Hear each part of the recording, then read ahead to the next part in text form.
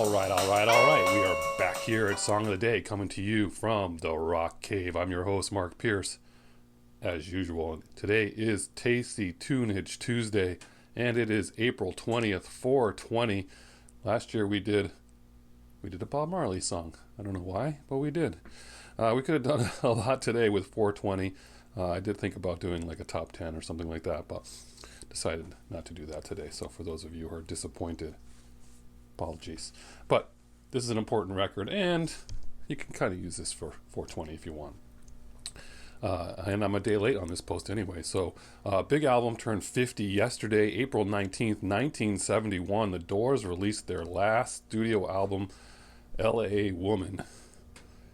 What a record this was. Yes, the last recording with Jim Morrison. He left the band, quit, and moved to Paris soon after it. He was actually moved to Paris while they were mixing the record, and of course by July he had died in Paris. They were coming off of a brutal year for them. I mean, they were on the Morrison Hotel tour, a disastrous tour. Their last live performance in December of 1970. Jim Morrison was too drunk to remember lyrics. It was a long show. He managed to get through it, but it was a disaster by all accounts. And they were already singing some material from L.A. Woman at that time. They had legal troubles. They had been banned from the radio. They had all kinds of problems. It's pretty amazing that they even made it into the studio, considering the circumstances. But they did, and they decided to go in their own studio. They were in basically doing their own thing, like they were a garage band. They were not overly produced. They're just like their early record. Their longtime producer quit when presented with this material. He said it was terrible, boring, he hated it, and he said he wasn't going to do it. So they decided to keep it in-house. They just all self-produced. They took their sound engineer, who had been working on every single record they ever put out, but also worked on Pet Sounds and a Rolling Stones album, and they said, hey, you want to be our producer, and we'll co-produce with you. And so that's exactly what they did. They didn't have a bass player. They didn't have a bass player when they played live. They just used the keyboards to make up for the difference there. So they decided to pull themselves in a bass player, and one of the first things that producer did was say, hey, let's grab this guy. He's just finished his Vegas tour with shows with Elvis Presley, and they were all beside themselves saying, I wonder if he would work with us. And sure enough, he did. So they have Elvis's bass player on this record. Minimal takes. Not a lot of takes, not a lot of producing. Like I said, Jim Morrison sang the lyrics often in the bathroom, took the doors off the hinges and turned that into a sound booth. And this is where they did all of their work. Where did they, it was like, where did they go with, it was like a week. They recorded it in a week.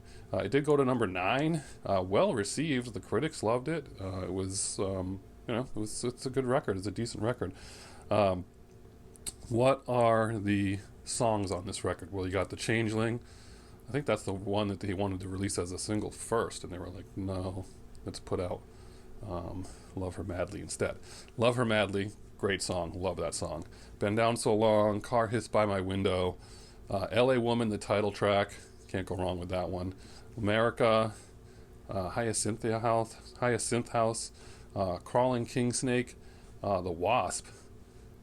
That's a good one. I don't hear that one very often, but of course if you saw the movie The Doors, then that's where I became associated with that, or be familiar with that song.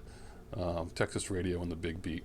And of course Riders on the Storm, the last vocal ever recorded by Jim Morrison, inspired by the song Ghost Riders in the Sky and a serial killer movie or novel that he had read. And that's of course a staple. How do you pick a song of the day? For me, it really comes down to two. It's either L.A. Woman or Love Her Madly.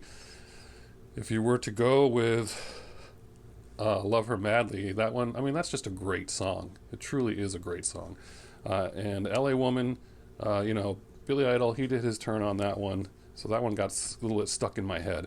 But we're going to do it for the title track today, since it is its 50th anniversary of L.A. Woman. You got to do the song L.A. Woman, even though Love Her Madly might inch out a little bit for a favorite of mine, and Riders on the Storm, of course. So, L.A. Woman, that's your song of the day. Turning 50 in a day. It's 420. Have a great day. As usual, I'll catch you on the flip side.